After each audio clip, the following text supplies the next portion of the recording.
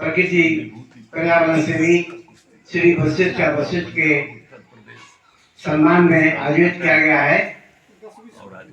आप सबों को बताया गया है कि बहुत पहले से ही श्री वशिष्ठ जी प्रकृति से जुड़े हुए हैं।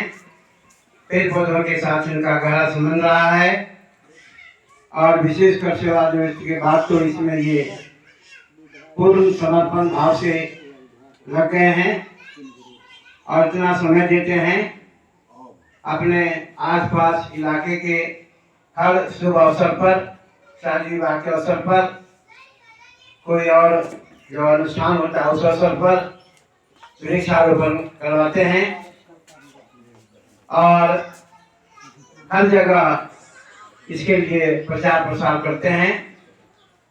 इनकी इस जो उत्तमोत्तम इनकी जो प्रकृति है और इनकी आज जो कार्यकलाप है, गतिविधि है, इसके लिए इन्हें बहुत सी जगहों से सम्मानित किया गया है और इन्हें सुंदरलाल बहुगुणा सम्मान मिला, गांधी योद्धा पर्यावरण गांधी योद्धा सम्मान मिला, भागलपुर से मंदार रत्न का सम्मान मिला और समस्तीपुर से भी समस्तीपुर चेंज मेकर का सम्मान मिला और जैसा कहा गया कि मध्य प्रदेश और गुजरात से भी ये सम्मानित हुए हैं।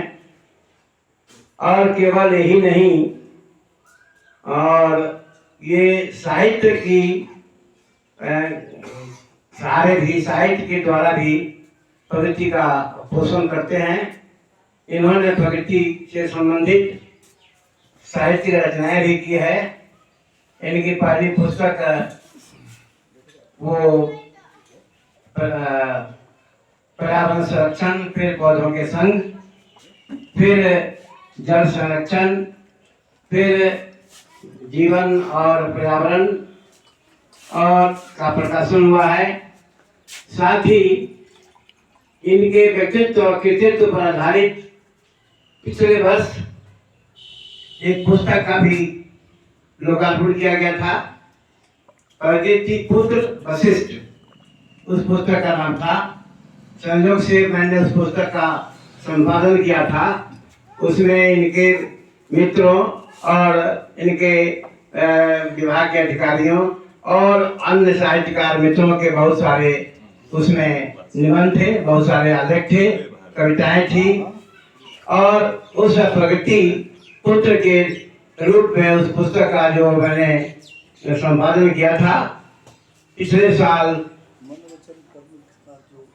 आपको दिसंबर में 16 दिसंबर को हमने अपने द्वारा संचालित रामद्वारा साहित्यकार मंडल के वार्षिकोत्सव में इन्हें प्रकृति पुत्र के रूप में सम्मानित भी किया था और उनको प्रशस्ति पत्र दिया था, निमंत्रण दिया था। तो ये सभी जगह से सम्मानित हो रहे हैं और इनका दायरा बढ़ता जा रहा है। देश से विदेश तक चले गए।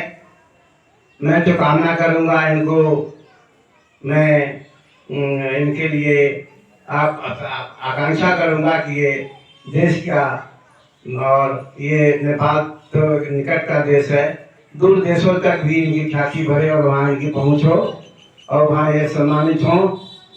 वस्तुतः प्रकृति ही जीवन है। अगर प्रकृति नहीं है तो जीवन नहीं है। कहा गया है कि ईश्वर का जो